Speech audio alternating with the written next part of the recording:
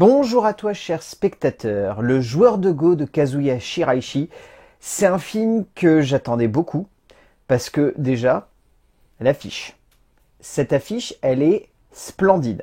Elle donne particulièrement le vivre le long métrage. Et au-delà de ça, il y avait eu les saisons Anabi qui avaient eu lieu en fin d'année dernière où le film était passé. J'avais pu le tester pour vérifier le générique et le son.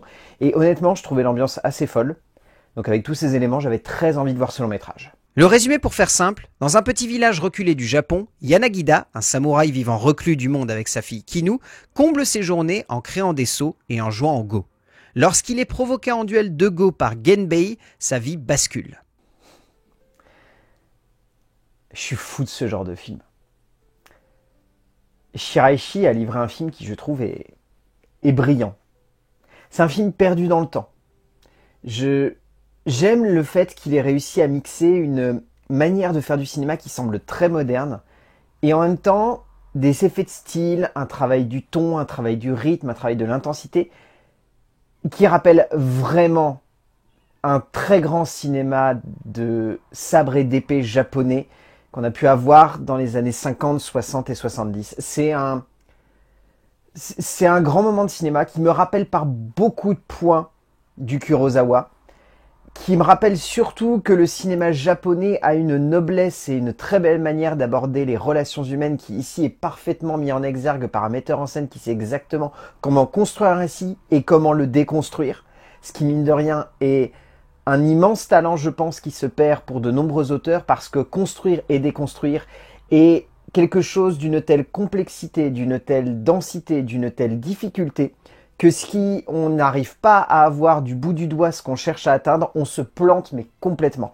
Shiraishi ne se plante jamais ici. Le film est un immense film fleuve qui nous raconte une épopée extrêmement touchante et pure, couplée à une mise en scène brillante. Enfin, c'est un grand moment de cinéma qui m'a scotché, qui m'a renversé et qui m'a totalement captivé.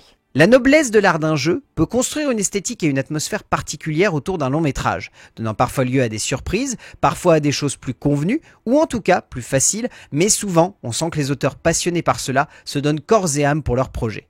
Kazuya Shiraishi donne lieu à un film puissant, étonnant, intense, avançant constamment dans une direction claire, ne cherchant pas à trop en faire, simplement à donner une noblesse à son héros, à développer une esthétique léchée et intense, le temps d'un moment de cinéma puissant et fascinant qui nous emporte dans une épopée insoupçonnée, radicale et assez géniale à suivre. En termes d'écriture, le scénario est écrit par Masato Kato. Ce scénario est brillant sur de très nombreux points. J'aime le fait que le film est une très belle première construction. J'ai pas envie de trop vous spoiler l'entièreté de la dramaturgie parce que ce serait vraiment dommage que vous ayez les tenants et les aboutissants et surtout que vous ayez en fait la teneur principale du récit qui pour moi fait son côté à la fois brillant, intense, prenant et surtout évolutif.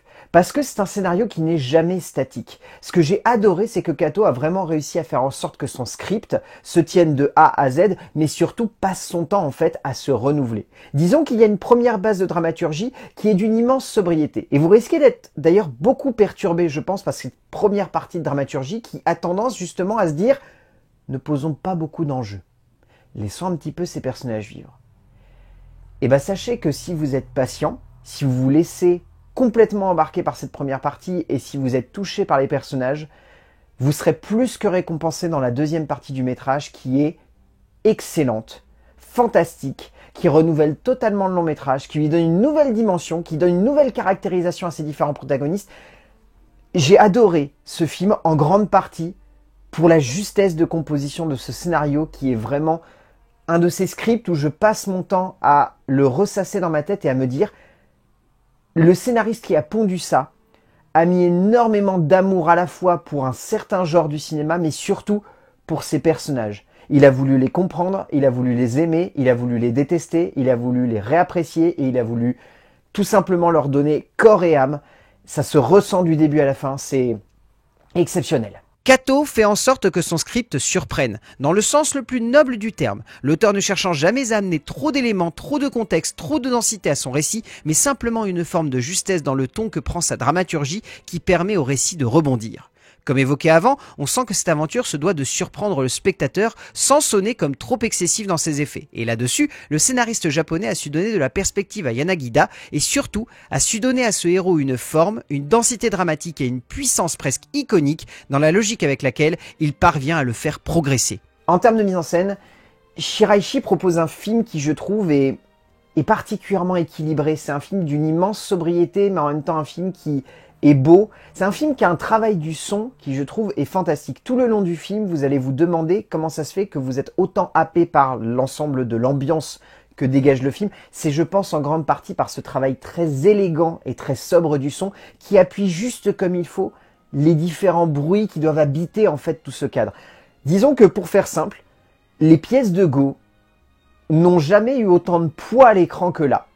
C'est-à-dire que j'ai vu plein de films sur plein de jeux différents, et notamment des jeux de plateau. Ici, c'est hallucinant de voir à quel point il a réussi à caractériser et surtout à donner de l'intensité et de l'émotion à quelqu'un qui prend un jeton, l'avance sur un plateau et le pose.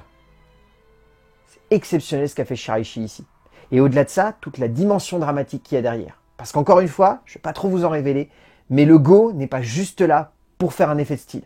C'est clairement un élément qui va amener ensuite de la caractérisation par rapport à l'évolution des différents personnages, notamment par rapport à l'évolution du héros, mais pas que.